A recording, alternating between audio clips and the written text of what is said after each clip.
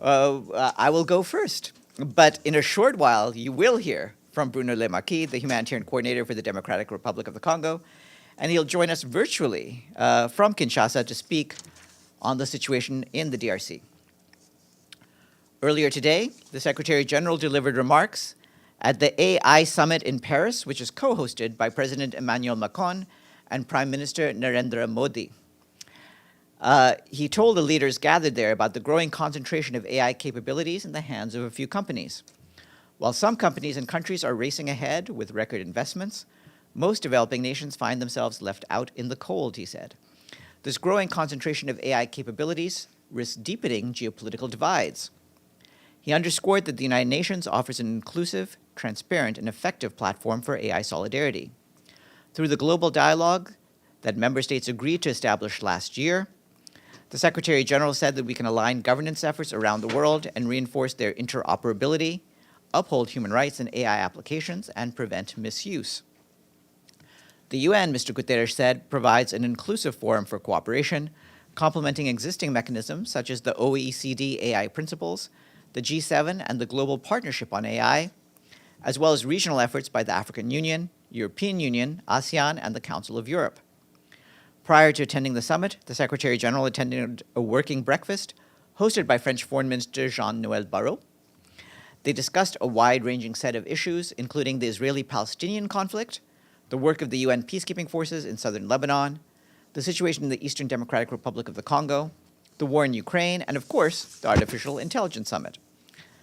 The Secretary General also had a bilateral meeting with Alain Berset, the Secretary General of the Council of Europe. They discussed the cooperation between their two organizations. Last night, the Secretary General attended a working dinner hosted by President Macron. In a statement earlier today, the Secretary General said that we must avoid at all costs the resumption of hostilities in Gaza that would lead to an immense tragedy. He appeals to Hamas to proceed with the planned liberation of hostages next Saturday. Both sides must fully abide by their commitments in the ceasefire agreement and resume serious negotiations in Doha for the second phase. Turning to the situation in Gaza, the Office for the Coordination of Humanitarian Affairs reports that the UN and humanitarian partners continue to assess and respond to the impact of recent winter storms. Dozens of families in Deir al-Bala and the Al-Mawasi area of Khan Yunis have been affected, with makeshift shelters and tents reportedly damaged. One of our partners has distributed tents and tarpaulins to affected families in Deir al-Bala. Meanwhile, humanitarians continue to expand their presence in areas that were off-limits during the past 15 months of hostilities. Our partners supporting water, sanitation, and hygiene services report that as of yesterday, 63 public water and sanitation facilities were operational in northern Gaza, 3 times as many as at the start of the ceasefire. Meanwhile, more than 540 water delivery points in the 2 northern governorates have been established, doubling capacity in just a week. In Khan Yunis, one of our partners launched an initiative to collect waste and clean bathrooms through a Cash for Work program at 6 UNRWA-managed collective centers for internally displaced people, benefiting more than 2,800 people.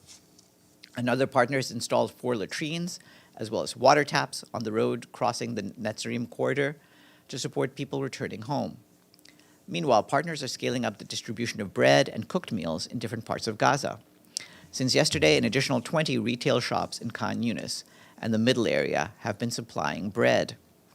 Over the past 2 days, one of our partners successfully distributed 1,100 one-month food rations to returnees in Quza and Khan Yunis, an area that was inaccessible prior to the ceasefire.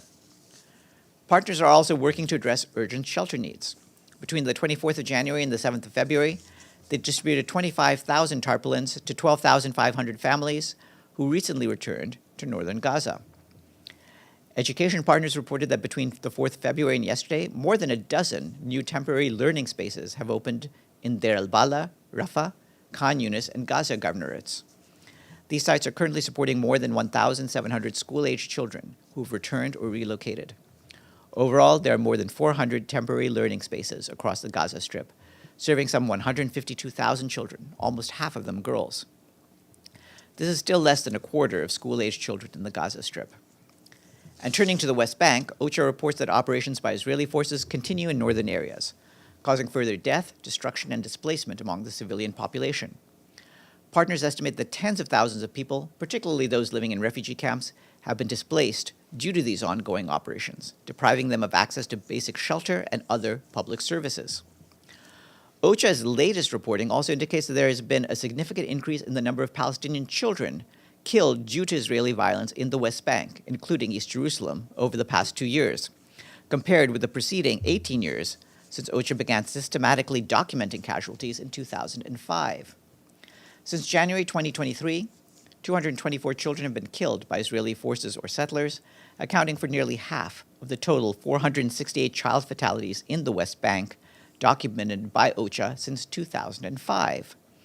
These include 11 children killed by Israeli forces since the beginning of 2025, including 6 killed in airstrikes. On the Democratic Republic of the Congo, the Office for the Coordination of Humanitarian Affairs tells us that hundreds of thousands of people remain on the move in North Kivu and in South Kivu.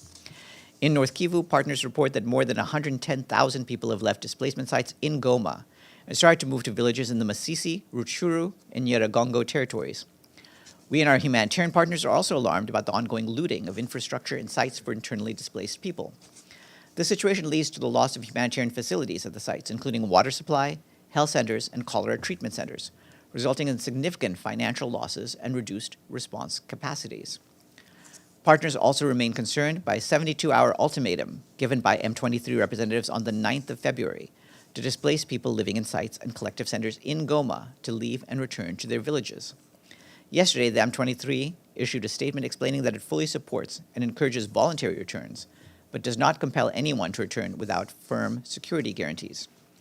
We reiterate that all returns must be voluntary and take place under safe, informed, and dignified conditions in accordance with international humanitarian law. Turning to South Kivu, OCHA says that ongoing violence continues to displace people in the province. According to partners, more than 100,000 people have already arrived in Bukavu City, fleeing violence, putting additional strain on an already dire humanitarian situation. And of course, we will hear from Mr. Lemaki in just a few minutes. Turning to Ukraine, the Office for the Coordination of Humanitarian Affairs tells us that between the 7th of February and today, hostilities in frontline areas kill civilians and injured scores, including children. According to authorities, these attacks also damaged critical infrastructure, triggered emergency power cuts, and disrupted gas supplies. The state energy company Ukrenergo interrupted services to protect the grid. In Poltava region, in central Ukraine, 9 towns and villages experienced outages of heating and electricity. And in Donetsk region, in the east, shelling damaged critical electricity lines, leaving more than 170,000 people without electricity and heating for up to 2 days. Still in the east, in Kharkiv region, a glide bomb strike disrupted power supply and damaged multiple residential buildings and a health facility. Our humanitarian colleagues note that these strikes leave thousands of civilians without electricity, gas, and heating as the country continues to face cold winter conditions.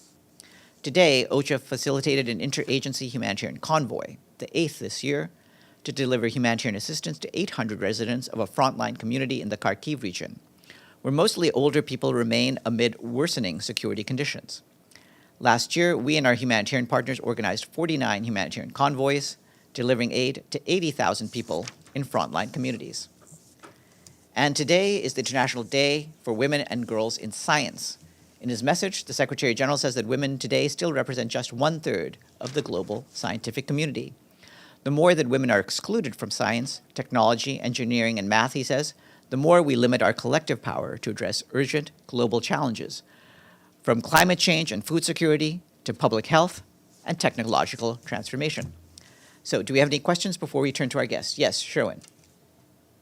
Farhan, some breaking news for you. Prime Minister Benjamin Netanyahu says now that if Hamas does not release all hostages by noon on Saturday, echoing what the US President said overnight, the ceasefire deal would be dead. What's your reaction? Well, my reaction is what we said just earlier. We want to make sure that the hostages are released, but certainly we also want to make sure that both sides fully abide by their commitments in the ceasefire agreement.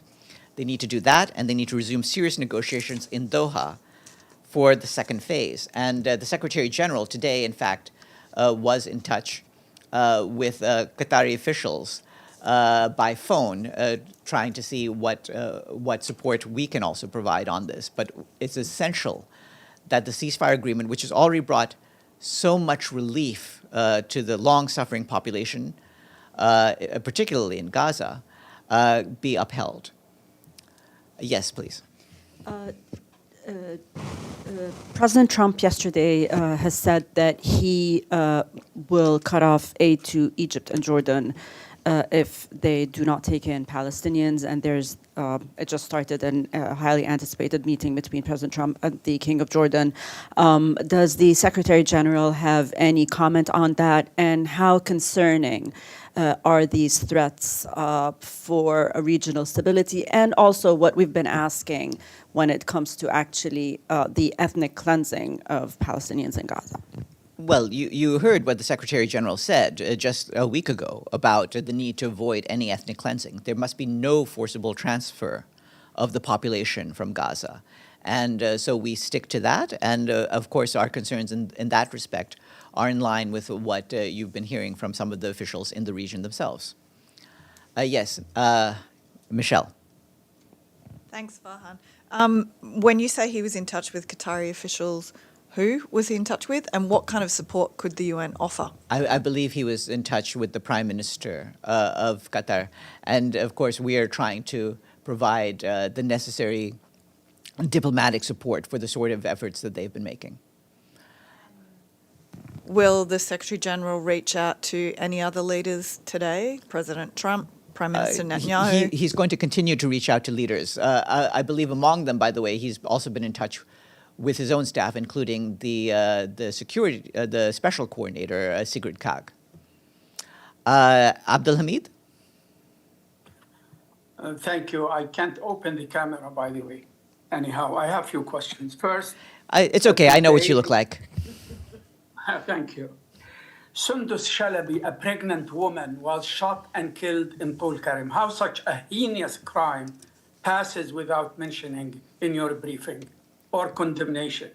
We've actually been talking about the violence in Tulkarem and Tubas and throughout the West Bank over the days.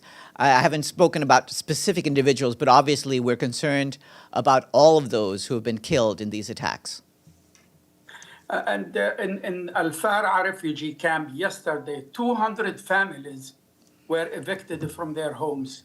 Are you aware of that? A huge number, 200 families. It's ethnic cleansing in the West Bank now. Yes, in fact, I don't know whether you heard me say this, but one of the things I was saying just now is that we believe that tens of thousands of people have been displaced due to the ongoing operations, and that has deprived them of access to basic shelter and public services. Obviously, we want that to stop.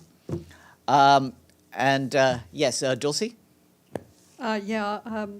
What is the Secretary General's reaction to the AI conference? Does he have a visceral response? Does he have a general take on the results? Well, I'd refer you to the remarks that he put out. So certainly they capture what he believes that this conference can accomplish. But he's been pleased with the results so far. He will also be in Paris through tomorrow, and we'll have further updates at that point as well. And over on Israel, Hamas stalemate.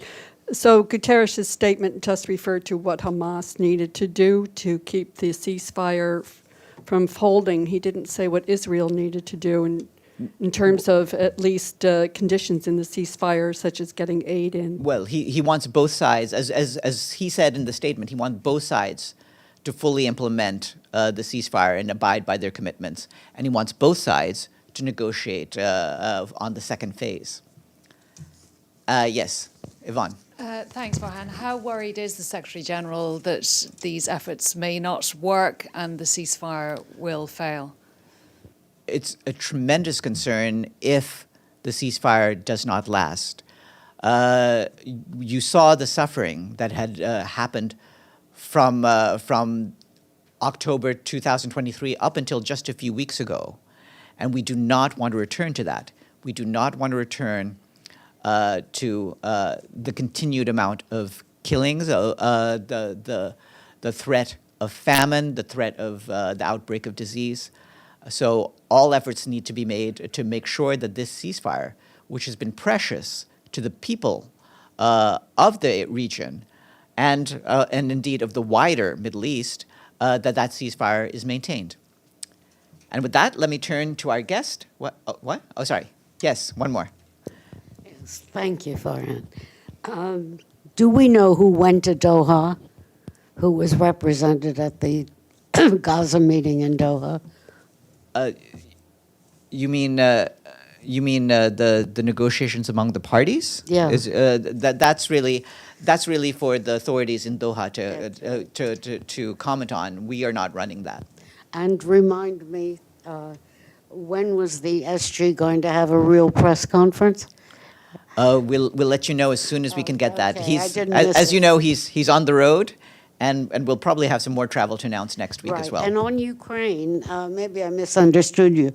You talked about all the aid that the United Nations brought last year. What was there? Was it not repeated this year, or what? We're continuing with our aid efforts. I mean, we were summarizing what we provided last year, but obviously the aid efforts in Ukraine continue. All right. What? So we can go to our guest?